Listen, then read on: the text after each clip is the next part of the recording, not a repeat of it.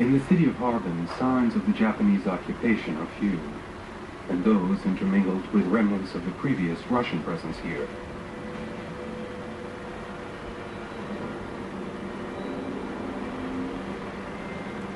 But behind the small Pingfang train station, the 6-square-kilometer unit site is slowly being recuperated in order to create a memorial, and steps have been taken to include it on the World Heritage List.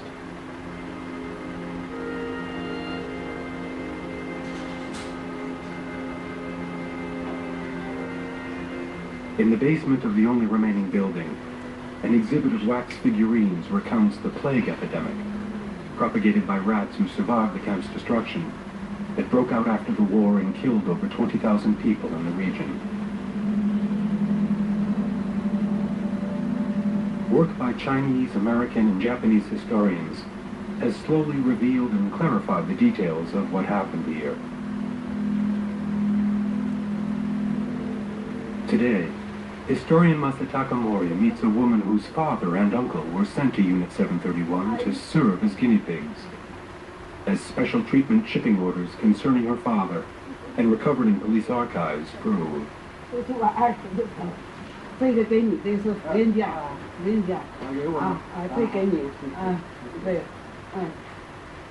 Masataka Mori often comes to Harbin to pursue his research. One of the classes he teaches in a Japanese university includes the sordid history of Unit 731.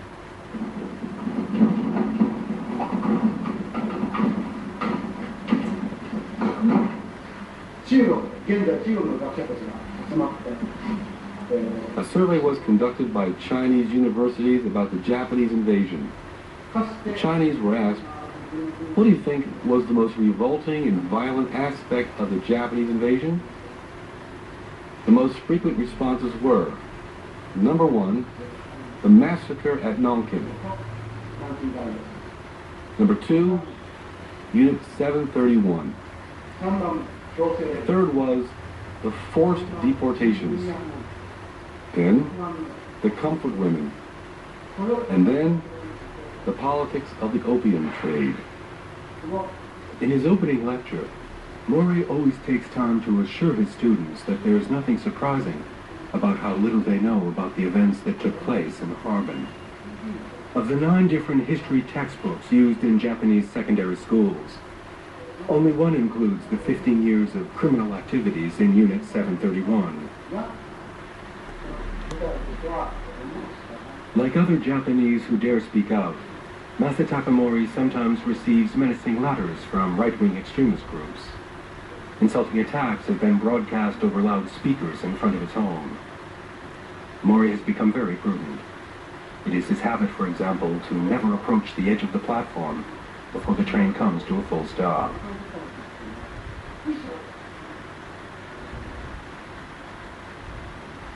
For those who would wish to bear witness, to share their memories, the will to speak out often encounters obstacles that are difficult to overcome.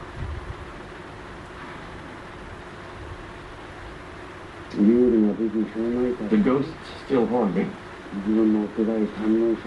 Once I donated a statue of Buddha to our temple. My wife wrote a 280-character text that was engraved onto a stone.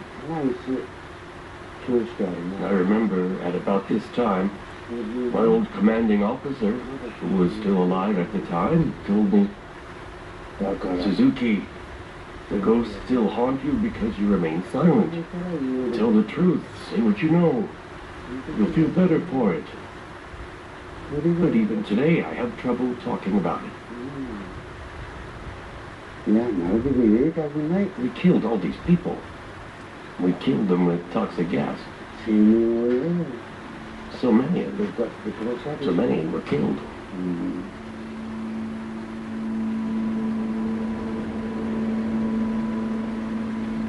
Japan has officially recognized the existence of Unit 731, but to this day has still not acknowledged the criminal activities that went on there.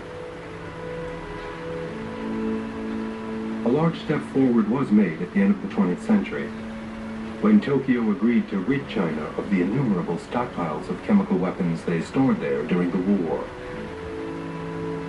Of the 23 sites that have been uncovered, excavated, and cleaned by Japanese teams, over half are located in the provinces of northern China, in the former Japanese colony of Manchukuo.